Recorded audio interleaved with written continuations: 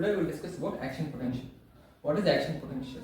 Action potential is a change in membrane potential. It is a rapid change in membrane potential. To explain in detail about action potential, we have a graph in here. We have plotted membrane voltage on y-axis and time on x-axis. Let's say we give a stimulus to a nerve cell. When we give a stimulus to the nerve cell, the membrane voltage increases slowly with respect to time until it reaches a particular membrane voltage. From that membrane voltage or from that membrane potential, the membrane potential rises rapidly. We can notice from resting membrane potential to that particular voltage, it rises slowly, and from that particular potential, it rises rapidly. We call this particular voltage or potential as threshold voltage. How the membrane voltage progresses, you can see from here. It rises rapidly, it reaches a particular point, it doesn't grow from there on, it stops at a particular point and then it falls rapidly. It goes back to its resting membrane potential, it doesn't stop there. It still goes downwards, that is the membrane voltage still decreases until a particular point and then it returns back to its resting membrane potential. The rapid rise in membrane potential starts at this point called threshold voltage and then it reaches back to its resting membrane potential. This change occurring from threshold voltage to the point when it reaches the resting membrane potential, this time period or this change is called action potential. The change in which there is a rapid rise and then a fall and then the membrane potential reaches back to resting membrane potential is called action potential. Okay, we see the definition here. Action potential is defined as sudden, rapid, transient, propagating change in membrane potential. Why it is rapid? Because the duration of the action potential is only 1 millisecond. That's why we call it as rapid.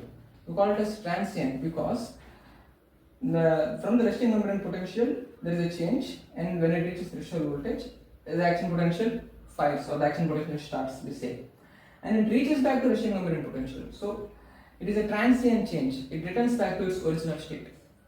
It is a propagating. That is, it doesn't decay over time. It fully propagates. When it, let's say action potential is fired in a particular cell, it transmits to other cell, transmits to other cell, transmits to other cell, and it transmits over the entire length of the axonal membrane. That's why we call it as propagating. So we define action potential as sudden, rapid, transient, propagating change in membrane potential. In this graph, we can also see there are 4 phases. We divide action potential into 4 phases. You see, from the threshold voltage to a point where the membrane voltage doesn't grow, to that point, we call this phase, the rising phase or the rapid phase, as depolarization. What is depolarization? Depolarization is a change in membrane potential towards positive value. A change in resting membrane potential towards positive value is depolarization. Next is the peak phase. And peak phase, you can see that there is no growth from here on. It attains a peak value. That is, membrane voltage attains a peak value. It doesn't grow from there on. This is the peak phase. And number 3 is this fall. This is called as repolarization. That means repolarization. It again tries to attain the resting membrane potential. Re means again back. So it again wants to go to resting membrane potential. Okay. Now it goes to resting membrane potential. That phase is completed, and it doesn't stop there. The membrane potential falls down again, and it again rises to resting membrane potential. This phase, that is still decrease in membrane potential, is called after hyperpolarization. Hyperpolarization means a negative change in membrane potential is called hyperpolarization. A positive change in membrane potential is called depolarization. As hyperpolarization is produced after the membrane potential reaches the resting membrane potential, it is called after hyperpolarization. Okay. Now you can ask me, what are these dots? Okay. These dots are known as graded potential. We will discuss this thing. Say if I introduce the stimulus to a particular neuronal cell, the membrane voltage increases with respect to time. If the membrane voltage reaches a particular threshold, then there is a rapid increase in membrane voltage. We can see it follows a particular pattern, and this pattern, this change, is called as action potential. What happens if that stimulus cannot produce a threshold voltage. Then that membrane voltage will rise until a particular point and then it will fall down. This change, which doesn't fire action potential, this is a graded potential. We will discuss about graded potentials in detail.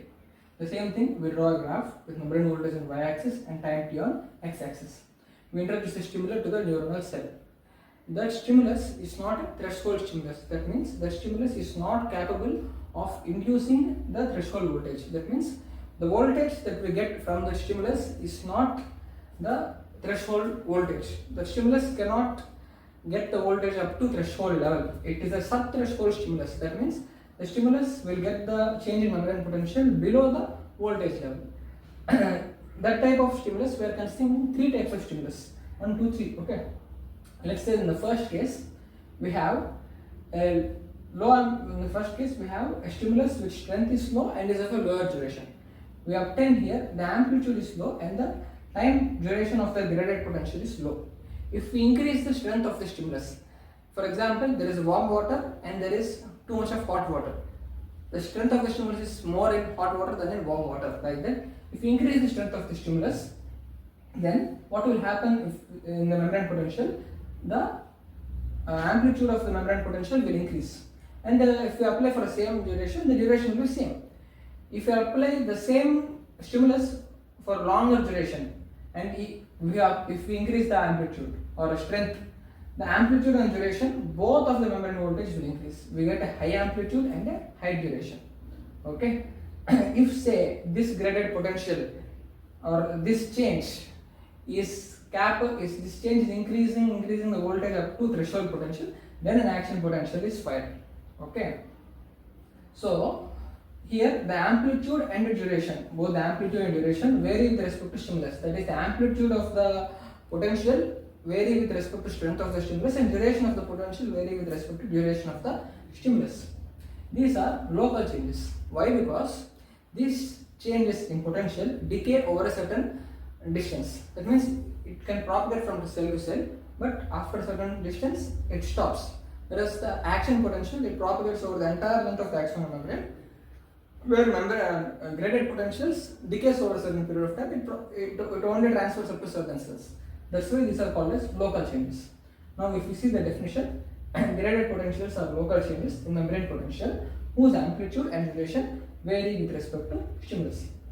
These graded potentials are of two types: depolarizing potentials, hyperpolarizing potentials. If the producer graded potential induces, or the graded potential causes a positive change in membrane potential, then the potential is called depolarizing potential. If the graded potential is of a negative change in the membrane potential, then the graded potential is called hyperpolarizing potential. Here we will discuss about what causes change in membrane potential. There are two types of changes in membrane potential, as we have discussed in the previous session. One is graded potential, which are local changes, and the other one is action potential, which is a rapid, transient, propagating change. Now, what will cause graded potential? There are two types of ion channels, gated ion channels, that are going to cause the graded potential. Those two types of gated ion channels are, one is ligand gated ion channel and two is mechanical gated ion channel. How these gated ion channels function? If we see a detailed diagram of these things, they exist in two states, in open configuration and closed configuration. They are composed of subunits, and the subunits are arranged in such a way they can either form hydrophilic tunnels which are open, or the hydrophilic tunnels can be closed. In closed configuration, the subunits are arranged in such a way that the ions cannot flow from one side of the membrane to other, but the tunnel is closed. In open configuration, they are arranged in such a way that they form a hydrophilic tunnel and the tunnel is open. Here, the channel is closed. Okay, the tunnel is closed. And this is the structure in all the gated ion channels, ligand gated, mechanical gated, voltage gated. There are four types of ion channels, in which three are gated. These three are gated, and there is another type of ion channel called leaky ion channels. Leaky ion channels will be useful in maintaining resting membrane potential. They are not useful at all in this change in membrane potential. Only the ion channels which can make a change in membrane potential are these three: ligand gated, mechanical gated, voltage gated.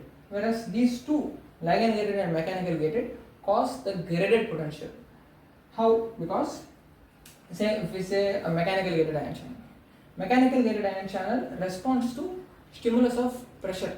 Say if I touch or there is any pressure on my neuronal cell, that stimulus causes this mechanical gated ion channel to shift configurations.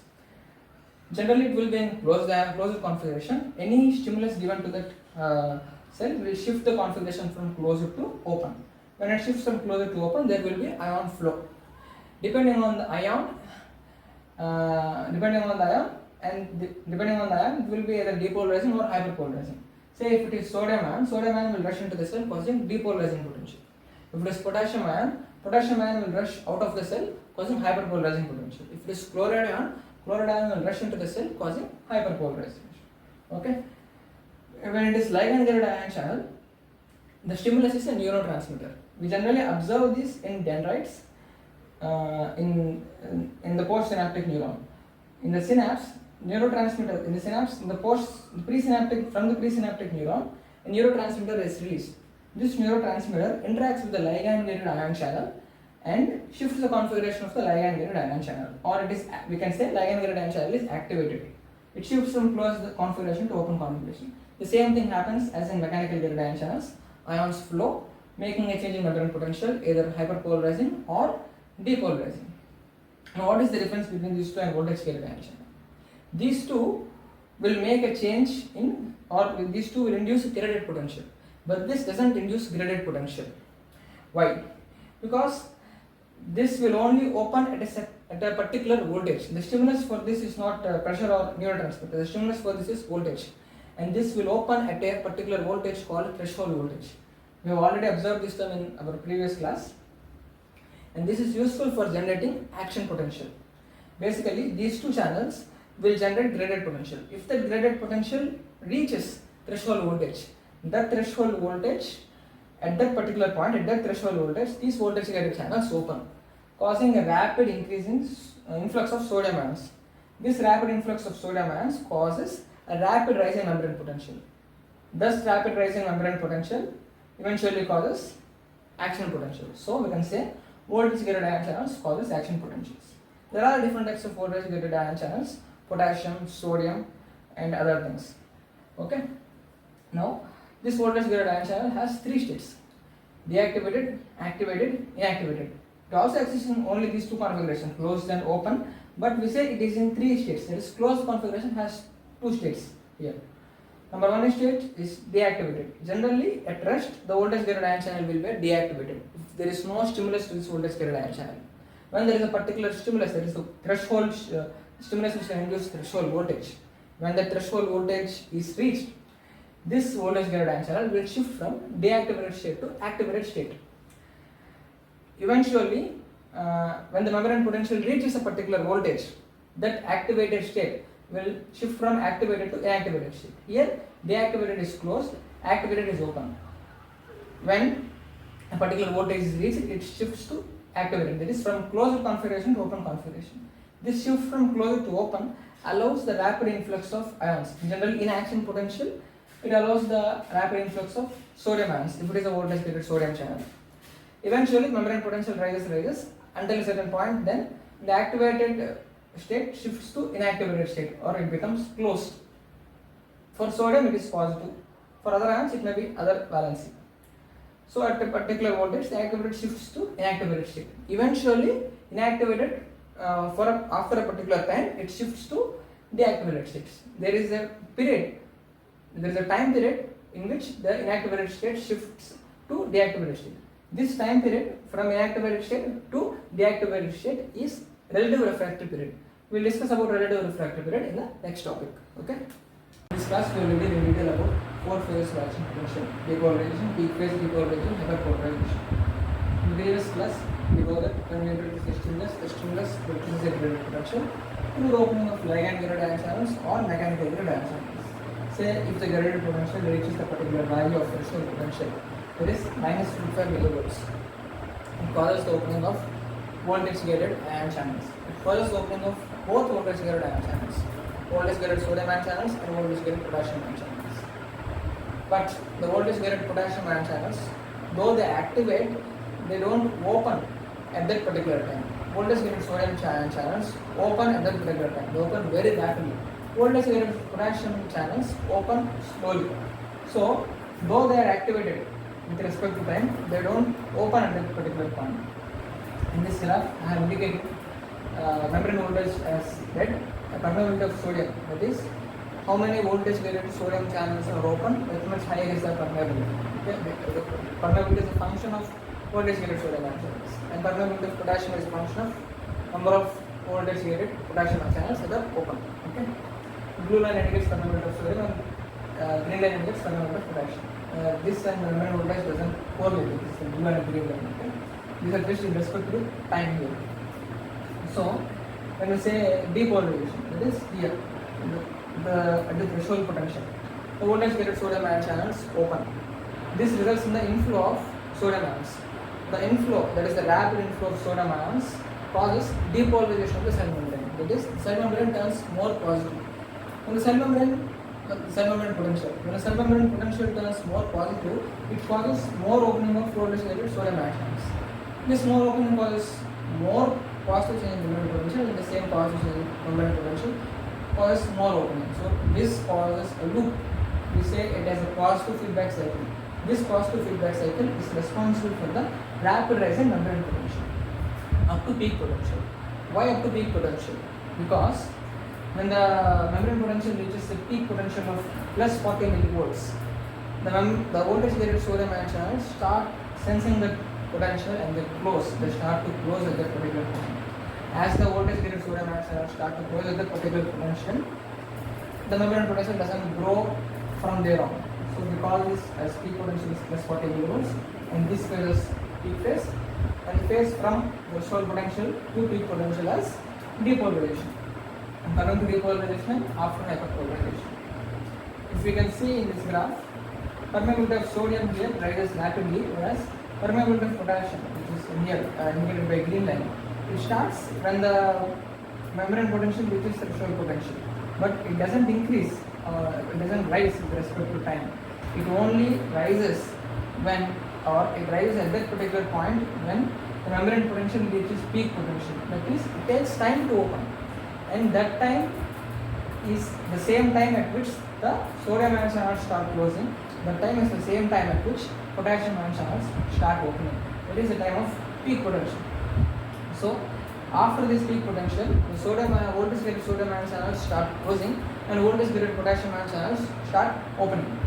This simultaneous closing of voltage gated sodium ion channels and closing of voltage gated sodium ion channels and opening of voltage gated potassium ion channels generates a negative feedback cycle, and this negative feedback cycle causes a decrease in membrane potential, a rapid decrease in membrane potential.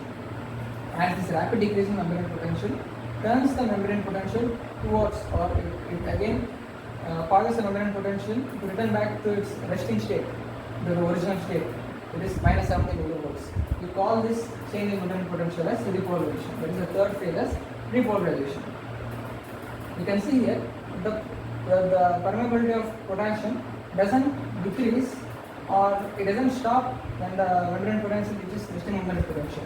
Or we can say voltage gated potassium ion channels close slowly, whereas voltage gated sodium ion channels close rapidly. So voltage gated sodium ion channels close at the particular point where membrane potential reaches resting membrane potential. But voltage gated potassium ion channels doesn't close there. They have a plateau-like phase and then they slowly decrease. So this plateau-like phase and decrease contributes to the fourth phase, that is after hyperpolarization. Here, even after the cell reaches resting membrane potential, there is a permeability of potassium, that is voltage gated. So, voltage gated potassium channels are still open after the membrane potential reaches resting membrane potential.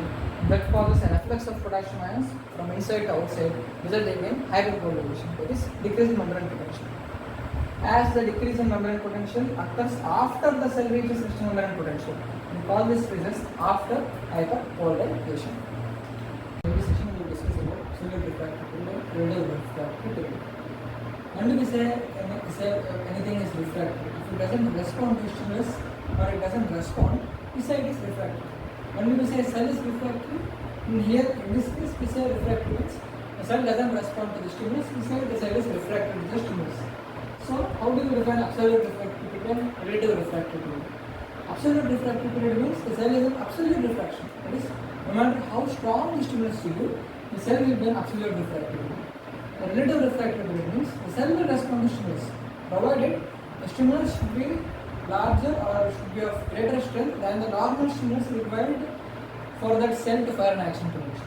That period is called, that means the time period in which the cell responds to stimulus which is larger than the normal stimulus required to fire an action potential. That time period is called relative refractory period. When are these time periods? Absolute refractory period is from peak potential to resting membrane potential. Why it is causing this? We know at the peak potential level, all the sodium voltage gated sodium ion channels start closing. That is, they shift their configuration or they shift their state from activated to inactivated. So from here, all the sodium ion channels will be in inactivated state. When the voltage gated sodium ion channels are in an activated state, slowly they transfer back to deactivated state. This transfer from inactivated state to deactivated state, in that particular time, the voltage gated sodium ion channels are closed, as both inactivated state and deactivated state are both closed configurations.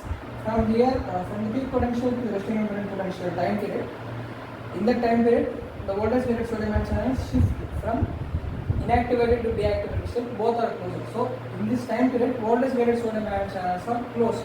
So no matter how much strong the stimulus you give, there is no depolarization or there is no constitution in the membrane potential. So if there is no depolarization, obviously there is no firing of action potential. So we call this phase as absolute refractory period. When the cell reaches resting membrane potential, all the voltage gated sodium ion channels will be in deactivated state again. So they are again open to a stimulus. They will receive a stimulus and they will cause depolarization and they can fire an action potential. But the membrane potential doesn't stop at resting membrane potential, it falls down. It is after hyperpolarization, it goes down, it goes into negative value. When you give the stimulus at this particular point of plus of some value, it requires more stimulus, it requires more voltage to reach threshold voltage. Say from resting membrane potential to the threshold voltage, it requires a less graded potential than from after hyperpolarization to threshold voltage. As with an eliciting action potential, though with an eliciting action potential, we require more strength of the stimulus in this particular time, that is after hyperpolarization. This phase we call it as a relative refractory period. So now we will discuss about initiation and propagation of action potential. First we will discuss about initiation of action potential. Action potential is initiated at a specific point in the neuronal cell. It is initiated at the initial segment of the axon. Why initial segment of the axon? Why not the dendrites or dendritic spines? First, how it is initiated. If we go deeply into the process, first graded potential should be produced before action potential should be fired. Where the graded potentials are fired? Where the graded potentials are produced? Graded potentials are produced in the dendritic spine regions or dendritic cells, because these dendritic cells contain ligand gated ion channels. See, this is a ligand gated ion channel. When neurotransmitter is released from the postsynaptic membrane into synaptic cleft, the neurotransmitter interacts with the ligand gated ion channel, and the ligand gated ion channel opens. Influx of sodium ions occur. This influx of sodium ions causes depolarization of the membrane potential of the dendritic cell. This depolarization, that is inside of the cell turning positive and outside of the cell turning negative, this doesn't remain only in the dendritic cell. It spreads passively all across the dendritic cells and across the cell body up to the axon. And when this passive current, that means from the cell to cell, it doesn't initiate an action potential, or there is no firing of an action potential. Just the current spreads, that means the influx of sodium ions from one cell to the other cell. That is, the current spreads from one cell to the other cell. In this way, the current spreads from the dendritic spine cell up to the initial segment of axon. Here, no matter how much the increase in graded potential, there is no firing of action potential, because they don't contain voltage gated sodium ion channels. If the dendritic spines don't contain voltage gated sodium ion channels, there is no positive feedback cycle, there is no firing of action potential. When this current slowly reaches the initial segment of the axon, if the graded potentials produced are strong enough to reach threshold voltage, then an action potential is fired. Why? Because only initial segment of axon. This region contains highest concentration of voltage gated sodium ion channels. So the increase in permeability of sodium is more. The increase in membrane potential is highest at this region. So that's why action potential is found at this region. Now, not only one graded potential will reach and will cause the firing of action potential. Graded potential will summate at this point. That means a more number of graded potentials will reach the dendritic spines or the postsynaptic membrane, and then these graded potentials will summate here. That means all the graded potentials will add together. And how much is the value of that added graded potential? If the added graded potential is large enough to cause the rise in membrane potential up to threshold voltage, then the cells in the initial segment of the axon or the initial segment of the axon fires the action potential. Summation of the graded potential is of two types: temporal summation, spatial summation. What is temporal summation? Temporal summation results from the addition of graded potentials released from only one synapse but at different time intervals. That is, initially there is a graded potential produced from the synapse, and then there is another graded potential at another time interval, and then with time increases another graded potential. These graded potentials across the time intervals, they summate at this initial segment of the axon. That is temporal summation. What is spatial summation? Spatial summation means a variety of synapses. That means at a large number of locations of dendritic spines, a variety of, that means more than one number of graded potential is produced at different locations of the neuronal cell, and these different and the graded potentials from these different locations add at that particular point, that is initial segment of the axon. If it is strong enough, both the summations can produce or can fire action potential.